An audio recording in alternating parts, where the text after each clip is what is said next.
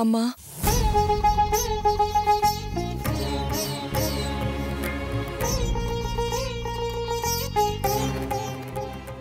అమ్మా అన్నం తినమ్మా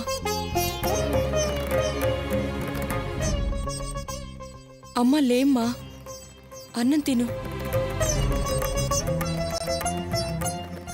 అమ్మా కొంచెమైనా అన్నం తినమ్మా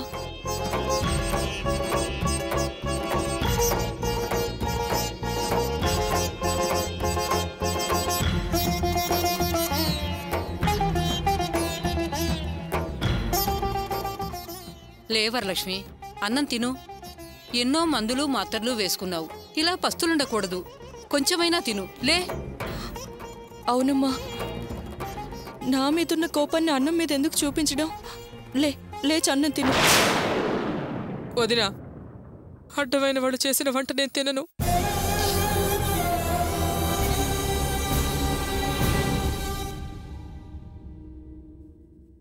నాకు అన్నం వద్దు ఏమీ వద్దు తీసుకుపోమని చెప్పండి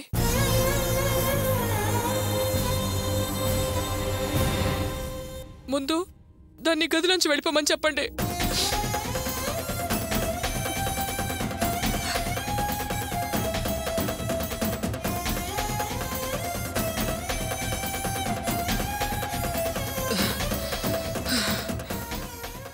ప్రియా ప్రియా వస్తున్నానమ్మా ఏంటమ్మా ఏయ్ నేను నీకేం చెప్పానే నా పనులని నువ్వే చేయాలని చెప్పానా లేదా మరెందుకు అడ్డమైన వాళ్ళందరూ నా పనులు చేస్తారు వెళ్ళమని చెప్పుతాన్ని దాన్ని పొమ్మని చెప్పవే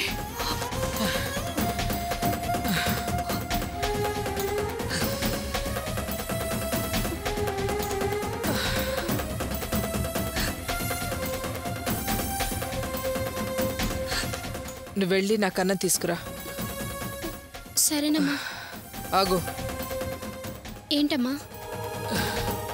నాకు ఇష్టం లేని వాళ్ళు వంట చేస్తుంటారు నేను అది తినను నువ్వు హోటల్కి వెళ్ళి నాకు అన్నం తీసుకురా వెళ్ళు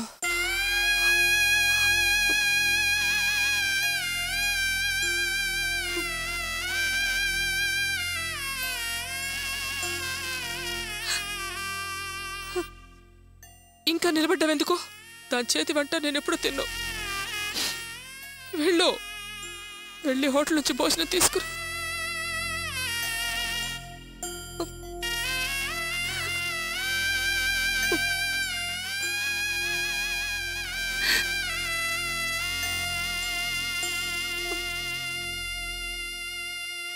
వెళ్ళమని చెప్తున్నానా ప్రియా ఆగు ఇలా చూడు వరలక్ష్మి ఇప్పుడే హాస్పిటల్ నుంచి వచ్చావు హోటల్ తిండి ఒంటికి మంచిది కాదు నా మాట విను నాకేమైనా పర్వాలేదు వదినా దీని చేతి వంట మాత్రం నేను తినను వెళ్ళి భోజనం తీసుకురా ప్రియా వెళ్ళు ఏమైనా ఇంత పట్టుదల పనికిరాదే వరలక్ష్మి సరే నేనే వంట చేసి తీసుకొస్తాను సరేనా నువ్వు పడుకో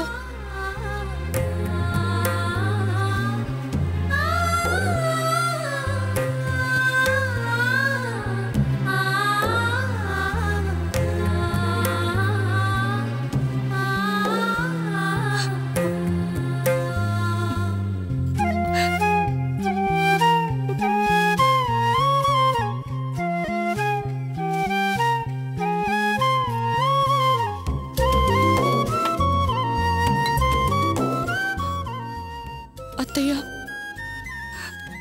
నేను పుట్టినప్పటి నుంచి ఈ రోజు వరకు అమ్మ నన్ను అతి ఇది అని పిలిచింది లేదు నేనంటే ఎంతో ప్రేమగా ఉండే అమ్మ ఈరోజు నన్ను ఎంతగా ద్వేషించడం నేను తట్టుకోలేకపోతున్నాను చచ్చిపోవాలనిపిస్తోంది అలా అనకు అర్చన తల్లికి బిడ్డల మీద కోపం ఎంతకాలం అని చెప్పు అమ్మకు నీ మీద కాస్త కోపంగా ఉంది అందుకే అలా మాట్లాడుతుంది ఆవిడ కోపం తగ్గగానే నీతో ప్రేమగా మాట్లాడుతుంది అన్నీ సర్దుకుంటాయి బాధపడకమ్మా ఇప్పుడు ఎవరేం చెప్పినా అర్థం చేసుకునే పరిస్థితిలో మీ అమ్మ లేదమ్మా కొద్దిగా ఓపిక పట్టు సరేనా? ఇప్పుడు తను మంచి ఆకలి మీదుంది. నేను వంట చేసుకొని తీసుకొస్తాను. నువ్వు వెళ్ళమ్మా.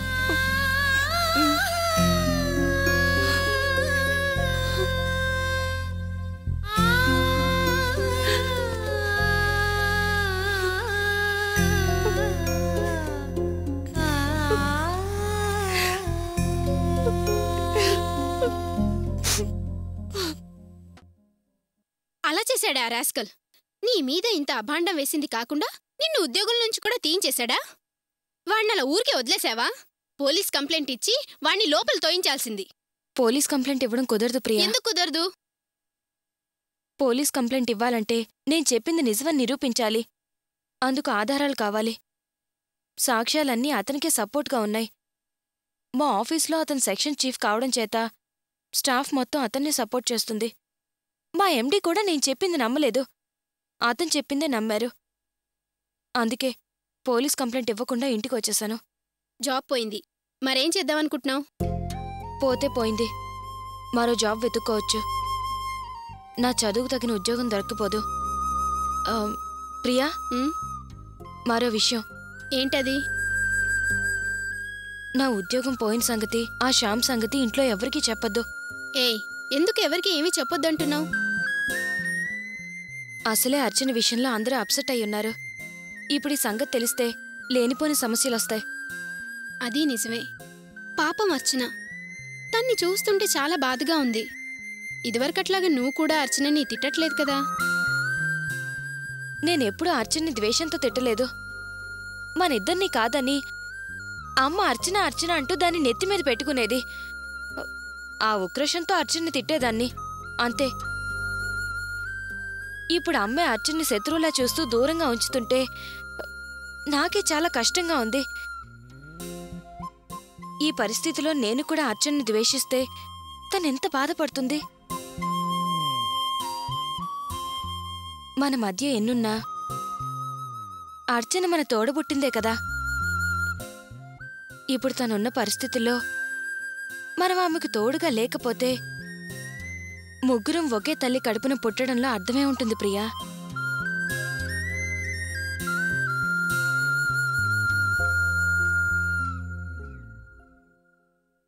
అమ్మా, ఇవిగో మాత్రలు వేసుకో. ప్రియా, జరిగిందే తలుచుకుంటూ బాధపడుతూ కూర్చో. ప్రియా! అయ్యయ్యో, అమ్మ పిలుస్తుంది, రా.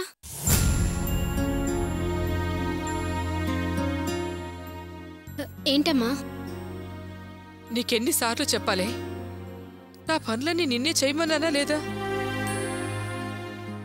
ఎందుకే నాకు ఇష్టం లేని వాళ్ళు నాకు మాత్రలు తెచ్చిస్తారు? ఎందుకెలా చూస్తూ నిలబడ్డావు? అర్చన, ఆ మాత్రలు ఇలా ఇవ్వు. ఇవ్వను. నా చేత్తో నేనే అమ్మకు మందులిస్తాను. అర్చన, నీ చేతులతో ఏమిచ్చినా అమ్మ తీసుకుని చెప్తుంది కదా. నువ్వెందుకు మాత్రలు తీసుకొచ్చావు? ఏ, నా చేత్తో ఏమిచ్చినా తీసుకోనంత తప్పు పాపం నేనేం చేశాను? ప్రియా, ఇప్పుడు మాత్రలు ఇస్తుందో ఇవ్వదో కనుక్కో. వరలక్ష్మి, ఏమిటే ఈ మొండితనము? తనెవరు? నువ్వు కన్నా కూతురే కదా. అందుకే దాన్ని క్షమించి వదిలేశాను. నా మనసు విరిగిపోయిందని ఎప్పుడు తెలిసిందో అప్పుడే నన్ను వదిలేసి వెళ్ళిపోవచ్చు కదా. ఎందుకు నా కళ్ళ ముందు నిలబడి నాకు అశాంతిని కలిగించడం? అమ్మా, చైదివే. అమ్మా అమ్మా అమ్మ అంటూ నీ వెనకే తిరిగానే తప్ప నాకే పాపం తెలీదమ్మా. నాకెందుకమ్మా ఇంత పెద్ద శిక్ష? అమ్మా, విన్నారా వదిన? దీని మీద కొండంత నమ్మకం పెంచుకున్నాను, కొండంత. నాకింత ద్రోహం చేసి ఏం పాపం చేశానని అడుగుతోంది, వింటున్నారా? ఇంత ద్రోహం చేసిన దాని చేత్తో మాత్రలు వేసుకుని బతకడం కన్నా ఇంత విషయం ఏమని చెప్పండి, తిరిచేస్తాను. అమ్మా, పీడ విరగడైపోతుంది. అప్పుడైనా నాకు మనసు ప్రశాంతంగా ఉంటుంది. అమ్మా, ఏంటమ్మా ఇది? ఎందుకు ఇలాంటి మాటలు మాట్లాడి నన్ను చంపుతావు? ఇంతకాలం కష్టపడి నన్ను పెంచి పెద్ద చేసింది నా చేత్తోనే నీకు విషయం ఇచ్చి చంపడానికా? నువ్వేం చెప్పక్కర్లేదు. అమ్మా, నేను నీ కూతుర్నమ్మా. చైతి, అమ్మా అమ్మా, నేను నీ కూతుర్ని. నేను నీకు ద్రోహం చేస్తాను చెప్పు, నన్ను నమ్మమ్మా. అమ్మా అమ్మా, ప్లీజ్ అమ్మా, నన్ను నమ్మమ్మా. అమ్మా చాలు తల్లి, చాలు. ఇంతవరకు నేను నమ్మింది చాలు. అదిగో నిలబడ్డారే, వాళ్ళని కూడా నేనే కన్నాను. వాళ్ళకన్నా దీన్నే ఎక్కువగా ప్రేమించాను. ఏం ప్రయోజనం? ప్రేమ చూపించిన నా దగ్గరే నాటకం ఆడింది. అమ్మ అమ్మ అంటూ నా వెనకే నా కొంగు పట్టుకు తిరిగిందే. నాకు వెన్నుపోటు పొడిచింది, వెన్నుపోటు పొడిచింది.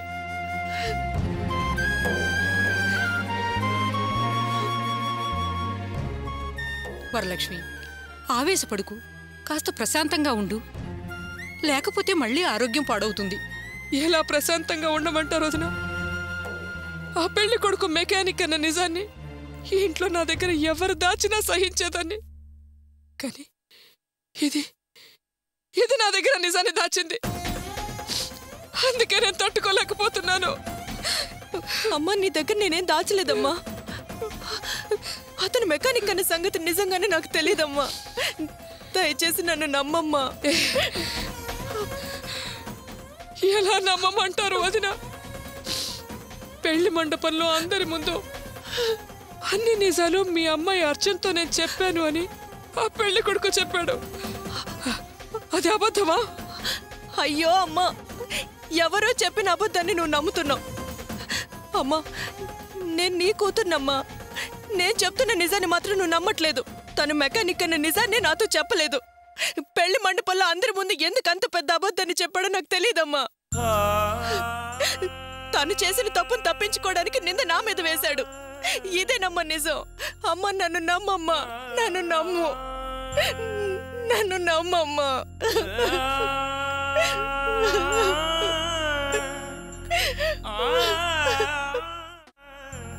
నన్ను నమ్మమ్మా.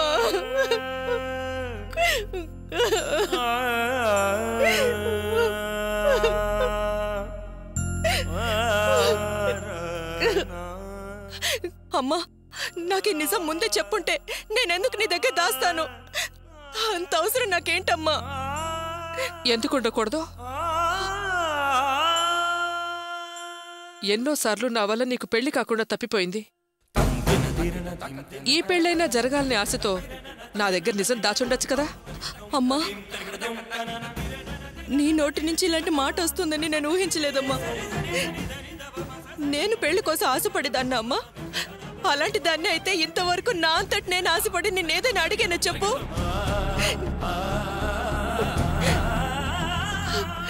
ఆ పెళ్లి కొడుకును మొదటిసారి నేను మెకానిక్ షెడ్లో చూసినప్పుడు ముందు నేనే కదమ్మా నీ దగ్గరకు వచ్చి చెప్పాను.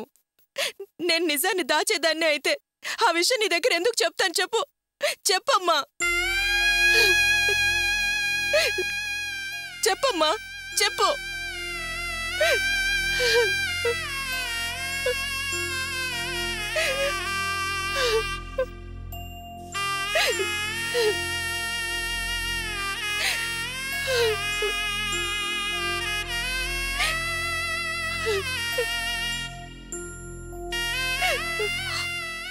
అమ్మా, హత్య చేసిన నేరస్తుడికి కూడా నిజం చెప్పుకునే అవకాశం ఇస్తారు.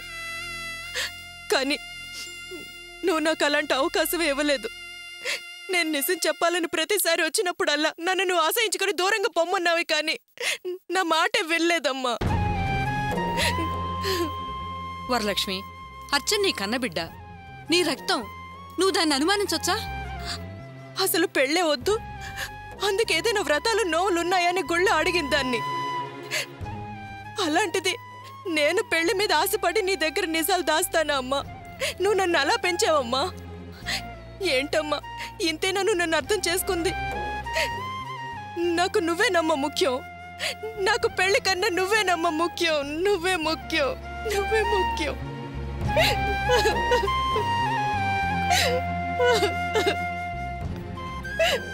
అమ్మా, అర్చన, అమ్మా, అర్చన, లేమ్మా, లే. ఇలా చూడు, ఏడవద్దమ్మా, ఏడవద్దు. నన్ను క్షమించురా తల్లి, నన్ను క్షమించు. అమ్మకి వయసు పైపడింది కదా, అందుకే బుద్ధి మందగించింది. నీ పెళ్ళి నాకు కల, కల ఇలా చెదిరిపోయింది. అందుకే మంచి వాళ్ళెవరో చెడ్డ వాళ్ళెవరో నాకు అర్థం కాకుండా పోయింది. అమ్మా, పిచ్చి పట్టింది అట్లా ప్రవర్తించి నిన్నెంతో బాధ పెట్టాను. నా బంగారాన్వి కదా. ఇప్పుడు నాకు నిజం తెలిసిందమ్మా. దీనంతటికీ కారణం మీ నాన్న, మీ వదినే. నాకు అర్థమైంది. నన్ను క్షమించమ్మా, నన్ను క్షమించు. అమ్మా, ఏంటమ్మా ఇది? నన్ను క్షమించమంటావేంటి? వద్దమ్మా, వద్దు. నువ్వు బాధపడద్దు, నువ్వు బాధపడద్దమ్మా, వద్దు. నన్ను మన్నించరా, నన్ను మన్నించు. నా బంగారం నువ్వు. ఇన్ని రోజులు నిన్నెంతో కష్టపెట్టాను, ఏడిపించాను.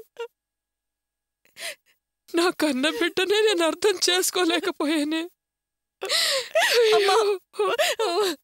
అమ్మా, వద్దమ్మా, ఏడవద్దమ్మా, ఏడవద్దు. అర్చన, ఇప్పుడు అమ్మకు మాత్రం ఇవ్వమ్మా, నాకు మాత్రం ఇవ్వు. ఇస్తానమ్మా, ఇస్తాను. అమ్మా, ఇదిగోనమ్మా.